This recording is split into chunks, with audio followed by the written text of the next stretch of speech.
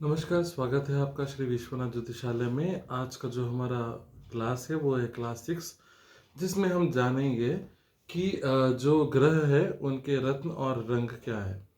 तो सबसे पहले हम ये जानेंगे कि क्यों इस क्लास को सीखने की आवश्यकता है, और अगर हम इस क्लास को सीख मिले तो इसको कैसे प्रयोग में हम लेकर आ सकते हैं। तो मैं आपको बता दूं कि सबसे पहले हमें जानना चाहिए कि जब कभी भी जन्म कुंडली हम देखते हैं तो उस कुंडली के अनुसार कौन सा ग्रह हमारा शुभ है और कौन सा ग्रह हमारा अशुभ स्थान पर है। तो ये हमें जान लेना चाहिए। तो जो ग्रह हमारे शुभ है उन उन ग्रहों की रत्न और वस्तुओं को हमें धारण करने से शुभता प्रदान होती है, और जो हमें नुकसान पहुंचाने वाले हैं, जैसे अशुभ ग्रह है जो हानि करने वाले हैं, उन ग्रहों से संबंधित किसी भी रत्न को हमें धारण करना नहीं चाहिए। और साथ ही साथ ऐसे अशुभ ग्रहों के रंग के वस्त्रों को भी हमें नहीं पहनना चाहिए। तो चलिए, अब बहुत ही आसान सी क्लास है, बहुत बेसिक क्लास है, उसको हम जान लेते हैं। जैसे कि बोर्ड के ऊपर आप देख सकते हैं, मैंने एक प्रणाली बना रखी है। आप चाहे तो इसका स्क्रीनशॉट ले लें। और यहाँ पर देखेंगे सूर्य, चंद्र, मंगल, बुध, बृहस्पति, शुक्र, शनि, राहु, केतु, ये पूरे 9 ग्रह हैं। तो सूर्य का जो रंग है वो है नारंगी।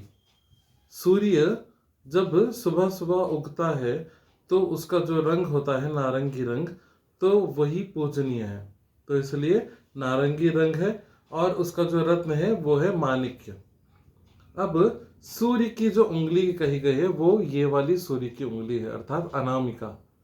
तो माणिक्य रत्न कभी भी अगर किसी को पहनना आवश्यकता होती है जन्म कुंडली के अनुसार, तो उसे इस उंगली में ही धारण करने के लिए कहा जाए। ठीक है। चंद्रमा, चंद्रमा सफेद रंग है, लेकिन ये दूधिया रंग का सफेद है। और इसका जो प्रमुख रत्न होता है वो रत्न है मोती रत्न। तो मोती रत्न को हम कहाँ पर धारण करेंगे?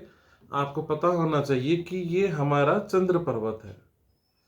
तो चंद्र पर्वत से ठीक ऊपर ये जो बुध की उंगली है, छोटी लिटिल फिंगर जिसको हम बोलते हैं, उसमें हमें चंद्रमा की जो रत्न है उसको धारण कराना चाहिए। ठीक है। आज हम जानेंगे कि बेसिक में लेवल में कहाँ कहाँ पर कौन कौन से रत्नों को धारण करते हैं।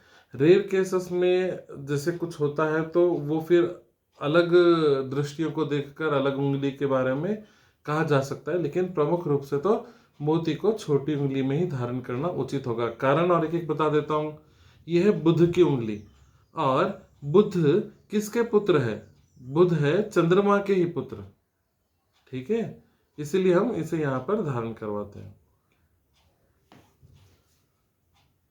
मंगल, तो मंगल कहाँ पर? मंगल रत्न, मंगल कार्य सब मंगलमय है। मंगल 2 तरह का होता है, एक शुभ मंगल और एक अशुभ मंगल। तो जो मंगल एकदम भड़कीला, माने जो लाल रंग एकदम भड़कीला हो, वो अशुभ मंगल के अंतर्गत आता है। अर्थात जैसे आपने देखा होगा कि जो बैल है वो लाल रंग को देखकर है ना क्रूर हो जाता है, तो वो अशुभ मंगल है। लेकिन जो शुभ मंगल है वो बिल्कुल शांत, जिसमें कोई ज्यादा चमक नहीं, बहुत सिंपल, तो वो शुभ मंगल होता है। तो लाल रंग मंगल को प्रभावित करता है, और उसका रत्न जो है वो है मूंगा। तो मूंगा रत्न जो है कहाँ पर धारण करना चाहिए? मैंने पिछले बेसिक क्लासेस में भी बताया था कि मंगल क्या है? मंगल है सूर्य की आग, अर्थात सूर्य का जो तेज है, सूर्य की जो आग है, वही मंगल है। और इसको यहाँ पर पहना जाता है सूर्य की उंगली में। ठीक है। अब अगला, मंगल के बाद है बुध। तो ये जो बुध है, बुध क्या है? बुद्धि का प्रतीक है। और बुध का जो रंग है वो है हरा रंग। मैंने बताया था आप लोगों को कि जितनी भी प्रकृति है, सारी की सारी प्रकृति में जितना भी हरे वृक्ष है, हरे पेड़ पौधे है, सब बुध के ही है। तो इसलिए हरा रंग बुध का ही है। और उसके साथ ही साथ इसका जो रत्न रहेगा वो रहेगा पन्ना। आपने गाना भी सुना होगा कि पन्ना की तमन्ना है कि हीरा मुझे मिल जाए। तो पन्ना और हीरा ये दोनों आपस में बहुत शुभ माने जाते हैं रत्न जुड़कर पहनने से। लेकिन फिर उसके लिए भी योग बल देखना आगे आवश्यक होता है कि दोनों ही ग्रह आपको अच्छे हो, शुभ हो। तो पन्ना बुध है, तो बुध की उंगली छोटी वाली उंगली है, तो इस छोटी वाली उंगली में बुध को, यहाँ पर सूर्य, यहाँ पर चंद्र, फिर यहाँ पर मंगल, फिर यहाँ पर बुध। माने अभी यहाँ पर सिर्फ 2 ही उंगलियों पर हम थे, सूर्य चंद्र मंगल बुध में। अब बारी है देवगुरु बृहस्पति की। तो बृहस्पति ज्ञान के प्रतीक है और उनका जो रंग है वो रंग है पीला रंग। तो पीला रंग का जो रत्न होता है वो होता है हमारा पुखराज। तो पुखराज रत्न अगर धारण करेंगे तो ऐसे व्यक्ति को बुध की शुभता प्राप्त होगी। और जो बृहस्पति पर्वत है अर्थात जो गुरु का पर्वत है वो ये वाली उंगली का यहाँ पर है। तो इसलिए इस उंगली में, जिसे हम तर्जनी कहते हैं, तो अंगूठे के बाजू वाला जो उंगली है उस उंगली को हम क्या करेंगे, उस उंगली में हम बृहस्पति का रत्न पहनाएंगे किसी को भी। ठीक है। अब उसके बाद आते हैं शुक्र। शुक्र में हमने लिखा है श्वेत। अब देखिए, श्वेत कहो या सफेद रंग कहो एक ही है। मैंने चंद्रमा के लिए भी श्वेत कहा था और यहाँ पर शुक्र के लिए भी श्वेत कह रहा हूं, माने सफेद रंग।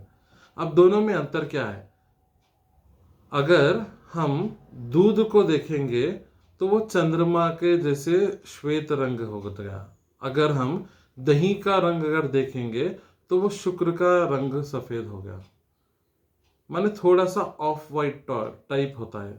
शुक्र का जो सफेद रंग है वो थोड़ा सा ऑफ वाइट होता है, एकदम से पूरा दूध की तरह चमकदार नहीं, बल्कि थोड़ा सा हल्का रंग होता है।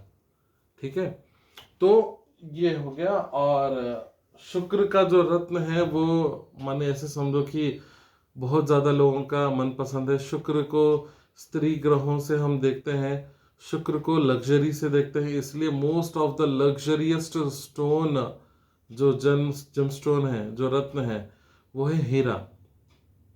तो हीरा रत्न शुक्र का है। अब इसे कहाँ पर धारण करना चाहिए?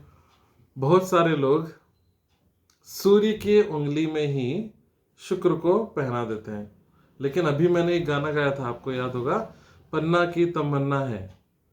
तो यहाँ पर हम देखेंगे ये सूर्य पर्वत हो गया, ये बृहस्पति पर्वत हो गया, ये दोनों भी शुक्र के दुश्मन हैं, तो इसलिए यहाँ पर नहीं। लेकिन अगर आप चाहे तो मिडिल फिंगर में पहना सकते हैं किसी को, या फिर छोटी उंगली में पन्ना रत्न के साथ भी पहना सकते हैं। जैसे बीच में हीरा आ गया और चारों तरफ पन्ना के छोटे छोटे जो स्टोन है वो, या फिर बीच में ग्रीन कलर का पन्ना आ गया और छोटे छोटे स्टोन्स का सराउंडिंग्स में शुक्र के हीरे लगे हुए हैं।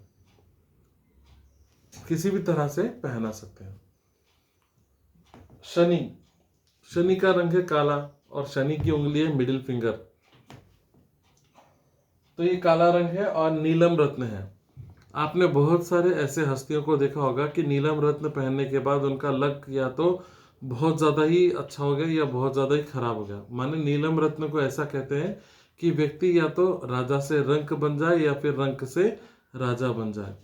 तो ये अत्यंत महत्वपूर्ण है कि जन्म कुंडली में आप सारा विश्लेषण करने के बाद ही नीलम रत्न को पहनने का सजेशन किसी को दे, वरना ऐसा भी हो सकता है कि आप अच्छे करने के लिए उनको दो और फिर वो है ना बहुत ही ज्यादा बुरा उनके साथ हो जाए। ठीक है।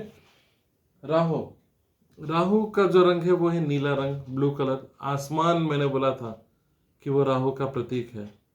ठीक है, जो होता भी है और नहीं भी होता है। आसमान को किसी ने छुआ है क्या? आसमान को किसी ने पकड़ा है क्या?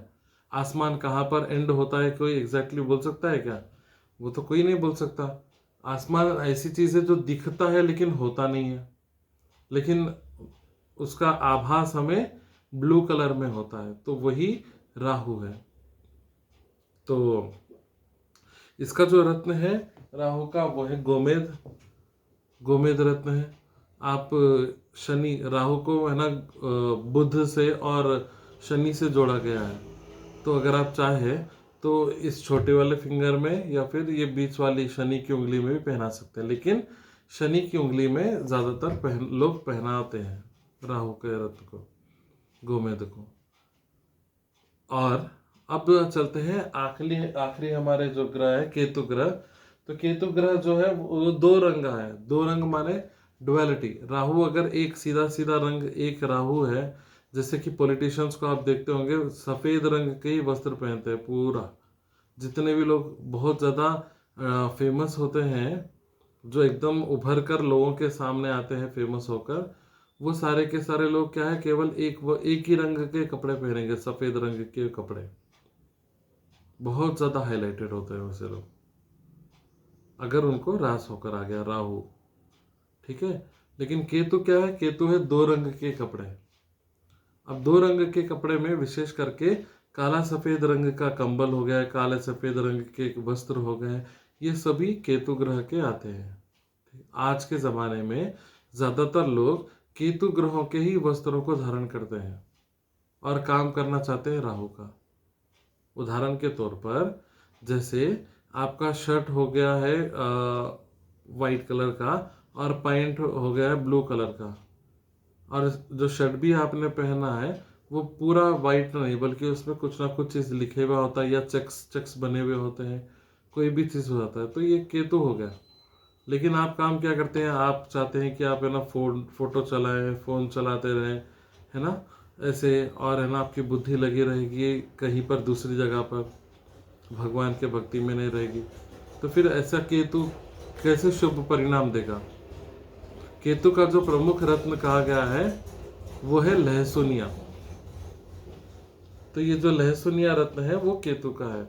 तो जिस किसी का भी केतु शुभ है लेकिन उसका असर उसको प्राप्त नहीं हो रहा है, तो ऐसे व्यक्तियों को चाहिए कि वो लहसुनिया रत्न को धारण करे। और लहसुनिया रत्न कहाँ पर धारण कर सकते हैं, केतु जो है शिष्य कहा गया है, तो शिष्य का जो गुरु है वो है गुरु बृहस्पति। तो इसलिए लहसुनिया रत्न यहाँ पर भी धारण कर सकते हैं या फिर बीच वाली उंगली में भी धारण कर सकते हैं लहसुनिया को। आशा है ये छोटी सी क्लास आपको समझ में आ गया होगा। बहुत छोटा सा है लेकिन बहुत सिंपल है, रंग रत्न और जो भी ग्रह है। ठीक है, तो सभी को प्रणाम।